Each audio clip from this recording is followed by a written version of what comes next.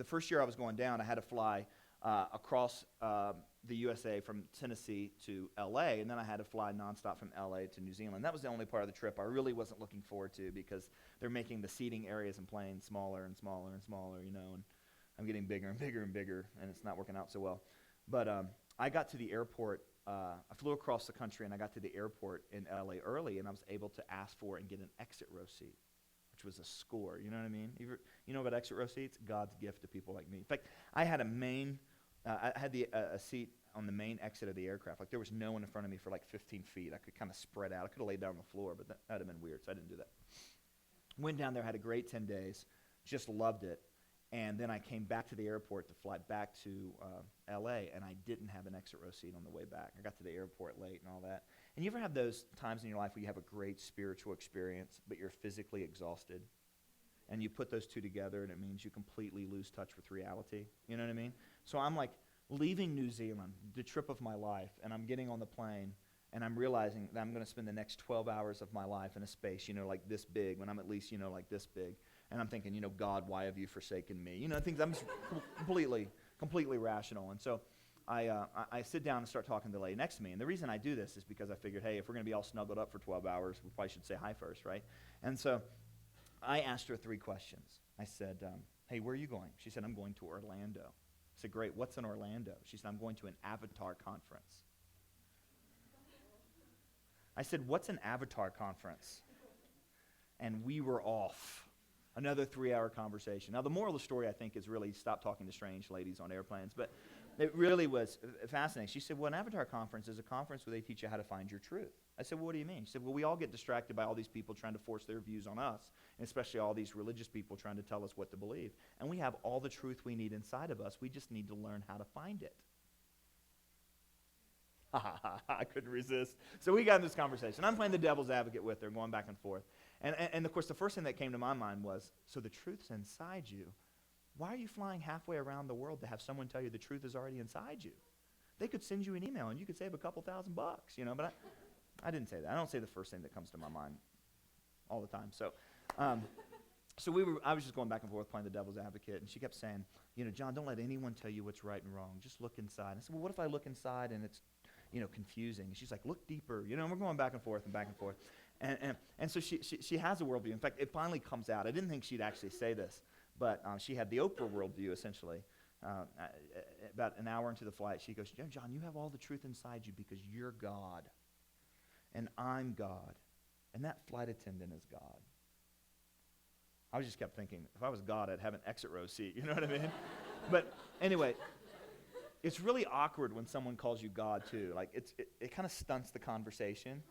What do you say when someone says, hey, you're God? Thanks. I don't know. It's just really kind of awkward, So anyway, we kept going back and forth. So she had a worldview. But the problem is, she did not think, and this is the second point, most people don't think worldviewishly. We don't make the connection between ideas and their consequences. We don't understand where ideas take us, the road that it takes us down. So here's what she kept saying. See if you can figure out what's going on here. She kept saying, John, don't let anyone tell you what's right and wrong. John, don't let anyone tell you what's right and wrong. John, don't listen to anyone who tells you what's right and wrong. John, don't listen to anyone who... What is she doing the whole time? She's telling me something's right and wrong. So I asked her, I said, wait a minute, are you saying that it would be wrong for me to listen to someone tell me what's right and wrong? And she said, well, I didn't say it would be wrong. I said, well, you said I shouldn't do it. She's like, yeah, but it wouldn't be wrong. You just shouldn't do it. I said, well, why shouldn't I do it? Because it's wrong. I said, fine, we'll move on. You did tell me that, but we'll move on. Let's imagine that your view is correct. Your view is right, in which case it would then be wrong, but never mind. And so I listened to you, and I determined to look inside for my truth, and I looked deep inside, and I determined that what's true and right and good for me is to torture little babies for fun. The people in the seat in front of us turned around. It was really awkward. Now, according to what she said so far, that truth lies within, how should she answer that question? Is torturing babies wrong? No. And you know what she said? Oh, why do you have to talk in extremes?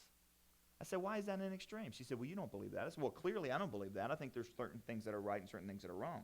My question is, why don't you believe it? Because I pick up the newspaper every day, and there on the newspaper, there are people who think their own pleasure is the highest good and the most important thing in life, and they torture little babies for fun. I think they're wrong.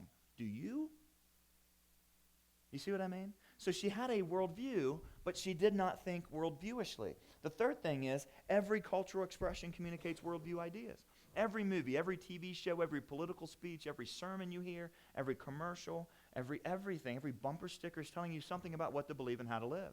One of our goals, by the way, at Summit is that you never listen to another song, you never watch another movie, you never go listen to another sermon by a preacher, you never listen to another politician give a speech, you never read another book, and you never look at another bumper sticker or a billboard without asking yourself, what does it say?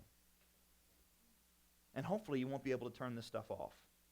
In fact, we had one student come through the Summit, he emailed me, and he said, Mr. Stonestreet, I had a great time at Summit. He said, but I was exhausted, because I never thought for 2 weeks straight in my life before, so I was pretty tired. And so I went off, I decided I'm just going to go watch a movie with some friends and veg out. This was like 8 years ago. It was the movie they went to see was The War of the Worlds, with Tom Cruise. And so he goes, the whole time I'm watching this movie with my friends, and I'm thinking to myself, wait a minute, that's not true. Wait a minute, that's postmodernism. Wait a minute, that's secular humanism. Wait a minute, how do they know that's true? And he goes, you ruined my movie. He's like, I couldn't turn it off. And that was exactly the point, right? In fact, he actually went on and he said, actually, I'm just kidding. It made the movie better because after the movie, I went out with my friends and we started to talk about all this stuff. And they were like, where'd you hear all this stuff? He goes, it was a great conversation. They thought I was weird, but it was a great conversation, right? And that's one of the things is don't turn your brain off. Listen, if you turn your brain off, somebody else thinks for you. All right? The quickest way to be deceived is to not think. It's really true.